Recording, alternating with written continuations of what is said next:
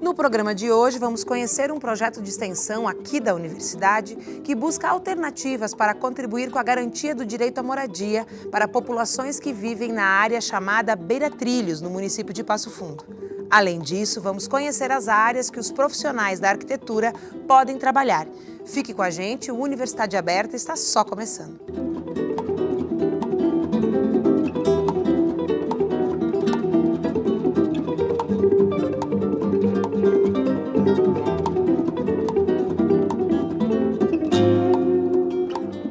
O nosso projeto de hoje está vinculado ao curso de Arquitetura e Urbanismo aqui da universidade.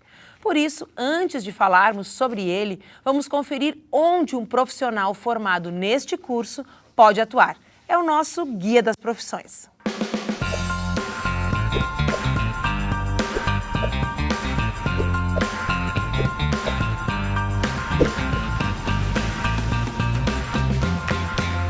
A arquitetura é uma das profissões mais antigas da humanidade. Vamos conhecer algumas das áreas que um arquiteto ou urbanista pode trabalhar. Quando se fala dessa profissão, a gente logo pensa naquele profissional que projeta edifícios enormes ou mansões de luxo, mas não pense que é só isso. O curso permite uma grande área de atuação.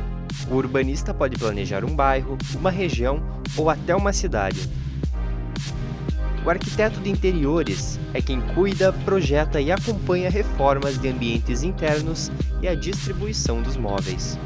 Já o arquiteto industrial planeja a instalação de indústrias e o paisagista é quem desenvolve espaços abertos, como jardins, parques e praças. Nossa, isso deve dar um trabalhão. Mas conta aí, você já pensou em cursar arquitetura? O projeto de extensão que vamos conhecer hoje é voltado para as populações Beira Trilhos de Passo Fundo. O principal objetivo é contribuir na busca de alternativas para assegurar o direito à moradia. E para conversar sobre esse assunto, eu recebo aqui no estúdio a professora doutora da Faculdade de Engenharia e Arquitetura da UPF, Carla Vasconcelos. Mas antes disso, vamos saber mais sobre o déficit habitacional aqui em Passo Fundo. Confere aí a reportagem produzida pelo Núcleo Experimental de Jornalismo em parceria com a UPF TV. Cerca de 7 milhões de famílias sofrem com déficit habitacional brasileiro. Como consequência disso, criam-se ocupações como as daqui de Passo Fundo. Fomos conversar com o coordenador dos direitos humanos do município, Paulo Carbonari, que explica pra gente sobre a carência habitacional aqui no município. Déficit habitacional significa um dado estatístico que indica a necessidade ou a demanda de moradia num determinado local. Passo Fundo tem uma situação incrível que, por um lado, tem déficit, ou seja, faltam moradias, por outro lado, sobram moradias. O censo de 2010 mostrou um contingente alto, de mais de 6 mil moradias desocupadas, por um lado, eu não sei o dado atual, e, por outro lado, em torno da mesma quantidade de famílias que estavam, na época, demandando habitação, sobretudo habitação de interesse social, que são os mais pobres. Moradia é um problema para as pessoas que precisam, é verdade, mas é um problema para a cidade. Ou seja, uma cidade cuja população não tem acesso adequado a uma moradia, que seja uma moradia decente, que as pessoas possam não só ter uma casa, mas ter uma casa com condições de habitação, com urbanização, com serviços públicos disponíveis, enfim, as condições do que a gente chamaria hoje do direito à cidade, que inclusive está garantido no Estatuto da Cidade. E, evidentemente, que as ocupações irregulares, todas elas têm situações de habitação muito precárias, quer dizer, as condições das casas são muito ruins. Por quê? Principalmente, essas pessoas que moram ali, por não terem uma situação regular, elas não têm condições de acessar políticas de melhoria ou financiamento, então elas vão fazendo por autoconstrução. Temos digamos assim, uma demanda habitacional gravíssima, altíssima, e políticas absolutamente insuficientes.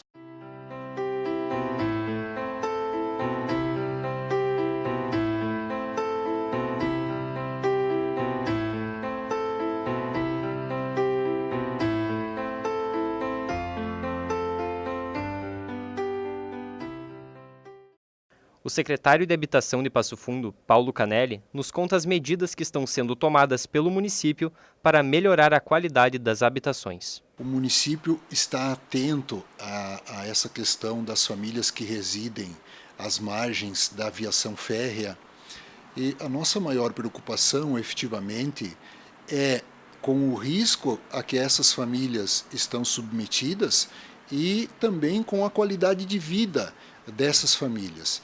Nesse sentido, o município vem tomando atitudes concretas para tentar resolver esse problema. Nós solicitamos à União o repasse de recursos financeiros para que com isso nós consigamos realocar essas famílias para um local adequado. O município, mesmo assim, em época de crise financeira nacional, tem elaborado programas habitacionais e pretende colocá-los em ação tão logo a economia como um todo se estabilize. O déficit habitacional aqui do nosso município, ele até se situa em patamar abaixo do patamar em que se encontram outras cidades do mesmo porte do município de Passo Fundo. O secretário ainda apresenta uma solução para o problema das habitações.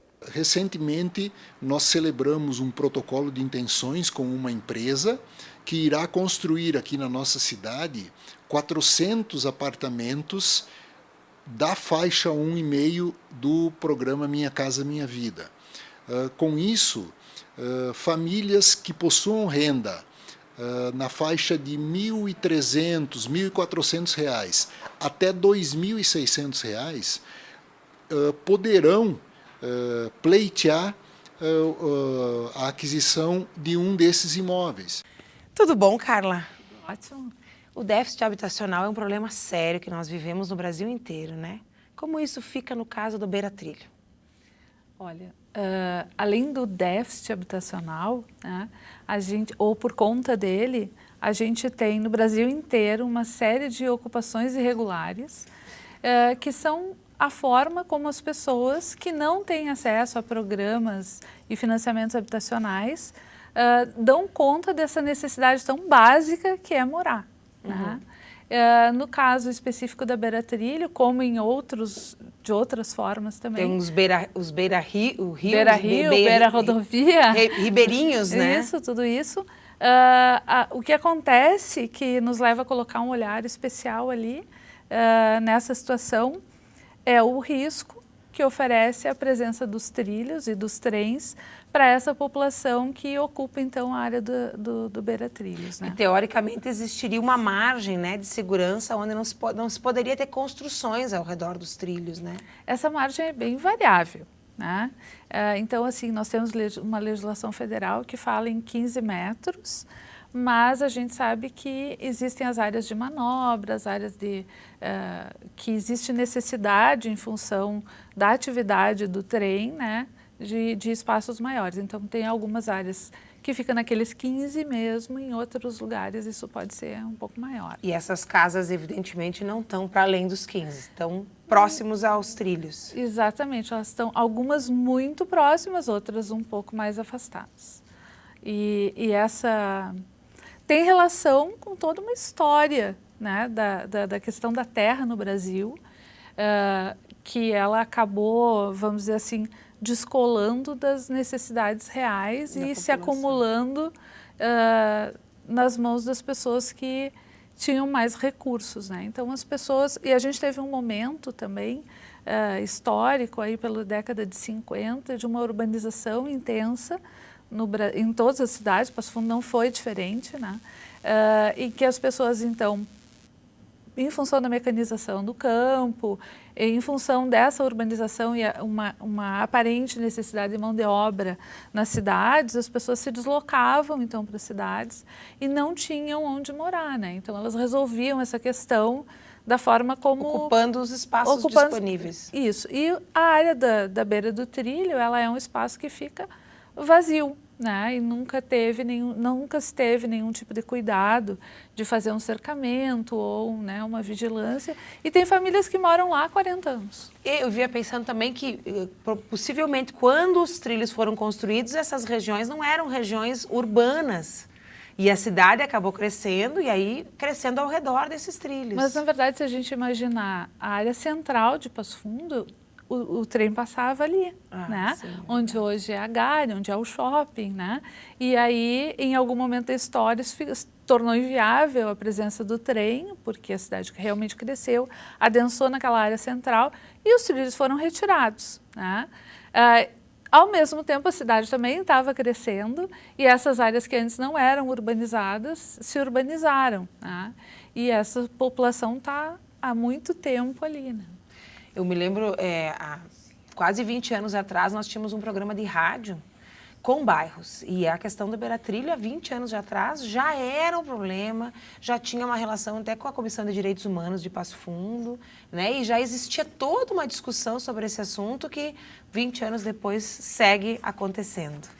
Na verdade, assim, nós tivemos há cerca de 10, 11 anos a formação de um grupo de trabalho que envolvia, encabeçado pela Comissão de Direitos Humanos, né, mas que envolvia uma série de instituições, o IBGE, a Universidade de Passo Fundo, outras instituições de ensino, enfim, que se reuniram e não só levantaram a situação da Beira-Trilhos, como também propuseram uma série de alternativas, vamos dizer assim. E esse material, então, do grupo de trabalho, foi entregue para as autoridades. Na época, a universidade, a UPF TV, que nem existia ainda, né? Estava iniciando, fez um documentário e também se elaborou, a comissão elaborou, na época não fazia parte, um livro, né? Azul, que contava toda essa história, todo esse levantamento. No ano passado, a Comissão de Direitos Humanos retomou a questão da Beira-Trilhos, conseguiu um recurso para fazer um levantamento em que estado estava 10 anos depois daquele trabalho, o que havia sido feito e como que estava a situação daqueles moradores. Cerca de quantas famílias, mais ou menos, nós estamos falando, professora? Cerca de 2.000 famílias. 2.000 famílias. É um contingente bastante grande, né? E qual é a real situação? O que seria o ideal e o que é possível fazer? Olha, a ideia do projeto de extensão é trabalhar nessas duas frentes. Nós temos como parceiro a comissão. Houve, então, depois dessa retomada, uma iniciativa da universidade de institucionalizar um projeto de extensão que pudesse fazer um acompanhamento. E o que a gente pensa, junto com a comissão, então, é que a comissão faz uma espécie de amparo do ponto de vista jurídico, né, porque existem ações reiteradas de reintegração de posse, tudo isso, e como o projeto está locado no curso de arquitetura, a gente não tem como fazer esse acompanhamento jurídico. No que é necessário, se é alguma medição, alguma coisa, a gente colabora com a comissão, mas eles vão fazendo esse acompanhamento da população nas questões de reintegração de posse. E nós temos uma proposta de tentar atacar as questões do diário, né? Do todo dia, porque a gente está vendo as décadas passando, avançarem. A população com uma série de problemas, então nós fizemos aí ao longo desse ano uma retomada de reuniões com eles num outro olhar, né? Nesse olhar mais do dia a dia, que não é uma resolução da questão da moradia, mas que é uma tentativa de melhora de qualidade de vida, né? E eles têm uma série de problemas que justamente são problemas porque a questão da terra, do direito à terra não está resolvida, como infraestrutura, esgoto, né? Não vamos falar da segurança do trilho, porque, né, já comentamos, mas a água, né, lixo, tá? Então eles têm uma série de problemas todo dia que não são resolvidos por conta da irregularidade fundiária. Depois do intervalo que nós vamos fazer, eu quero lhe perguntar um pouquinho sobre como seria tirar essas famílias desse lugar e se haveria um lugar para alocá-las. Porque a gente fica pensando que a solução mais fácil, aparentemente, para quem olha de fora, ou às vezes até para a população que está assistindo, é tirar as famílias dali e colocá-las num outro lugar. Mas tem muitos elementos envolvidos nisso, né? Até, inclusive, o contingente de famílias, que eu quero conhecer um pouquinho como é que o curso está trabalhando com isso. Mas a gente volta já, vamos para um rápido intervalo e já voltamos.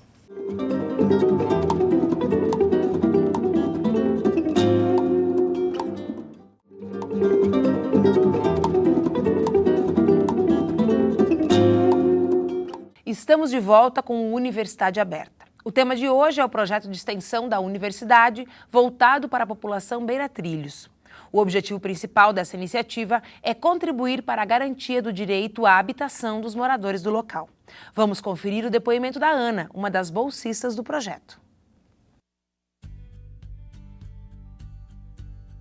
Eu comecei a participar do projeto nas reuniões que então são feitas alguns sábados com as pessoas da comunidade para a gente discutir o que está faltando e como nós, como arquitetos e urbanistas futuros, né, a gente pode contribuir para essas pessoas. Então é mais ou menos isso que a gente faz no projeto.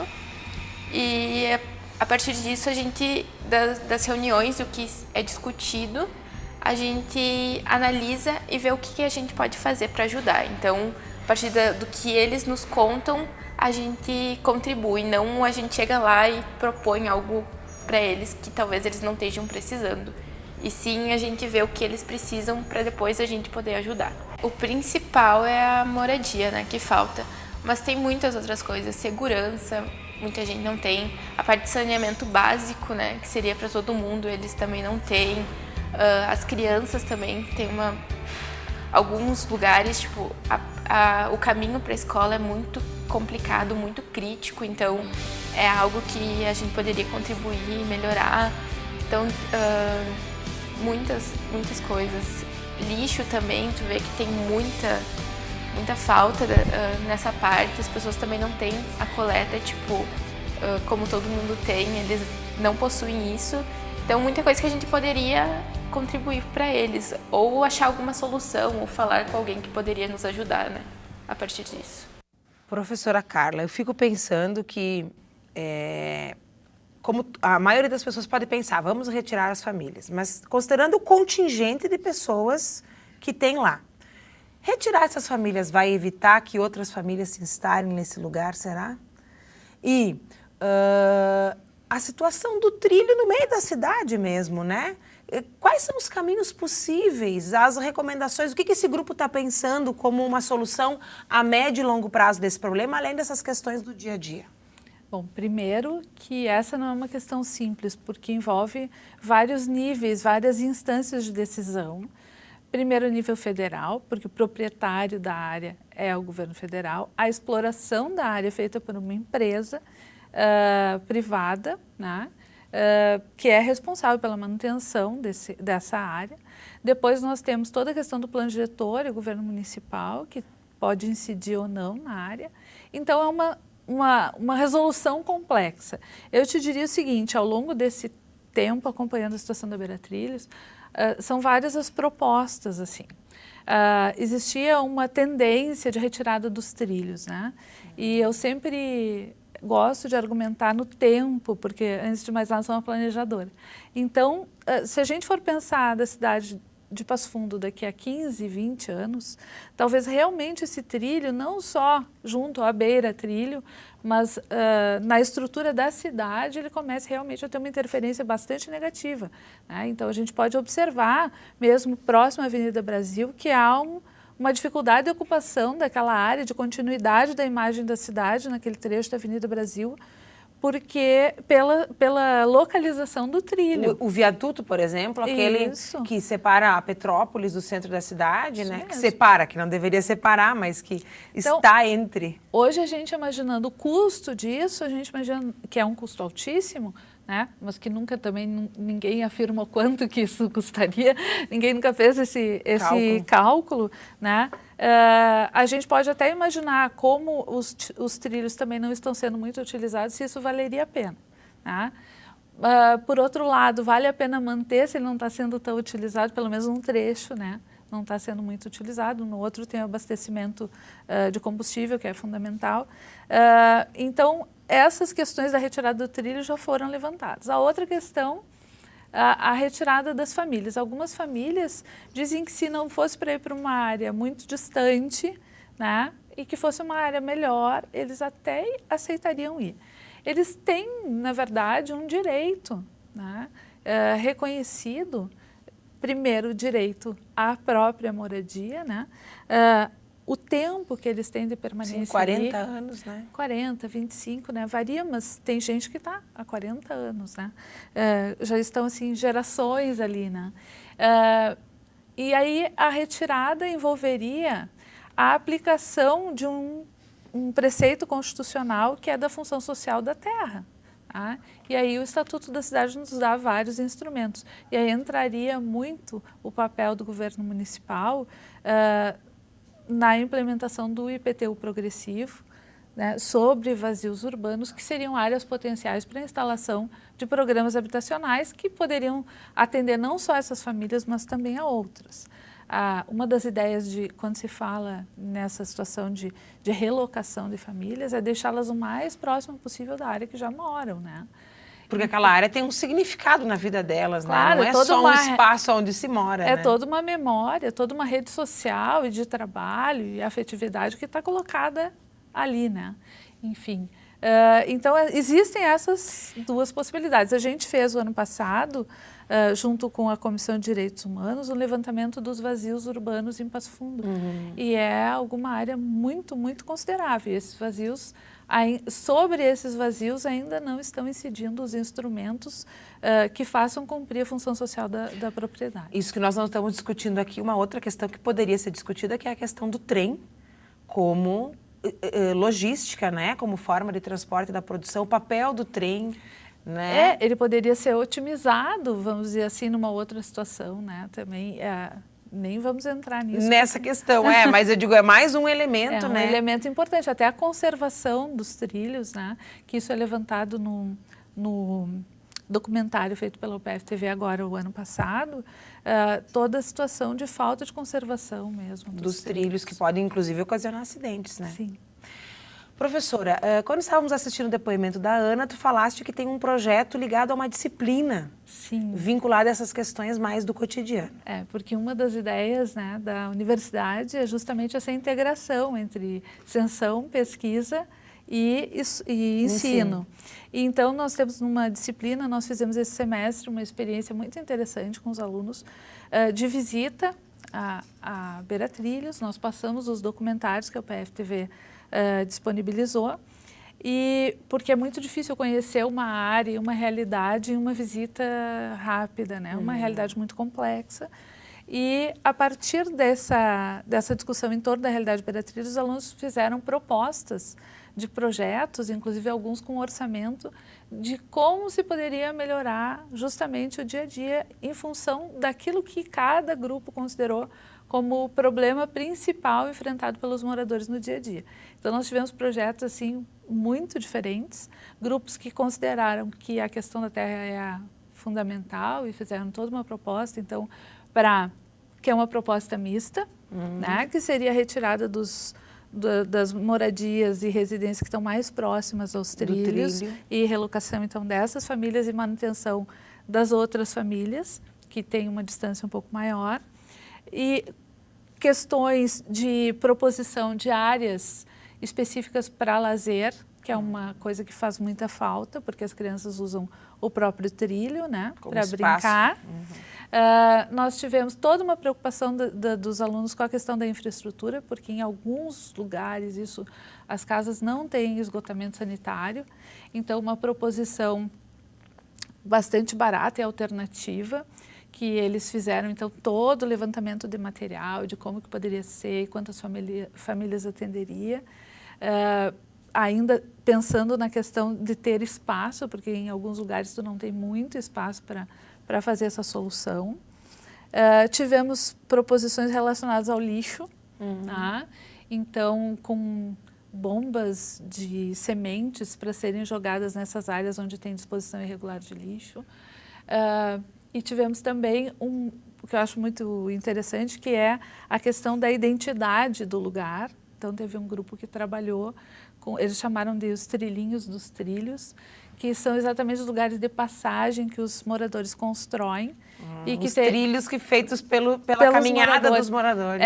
Mas no sentido transversal os trilhos, para passar de uma rua para outra, né, que teriam então todo um trabalho de identidade, enfim, escada e acessibilidade, o que fosse necessário. Bom, acho que isso mostra muito, né, essa relação do curso, do processo de formação com a realidade, né, com o impacto do trabalho do profissional na realidade. Porque essa é uma questão, e aí complementando as áreas que os arquitetos podem trabalhar, né, a gente geralmente imagina uma coisa talvez um pouco mais glamurosa, esse é um lado da profissão, né? Mas tem todo esse lado e esse trabalho social que precisa muito do olhar do arquiteto, né? Dessa sensibilidade, assim. E do planejar, né? Do planejar, a cidade. de pensar vários aspectos de relações em várias escalas, da identidade, do trilhinho até o planejamento muito maior, né? Qual é o impacto desse trilho na cidade, das possibilidades de viabilizar uma habitação, em que áreas, né? Então, tudo isso, o projeto suscita todas essas discussões para os alunos.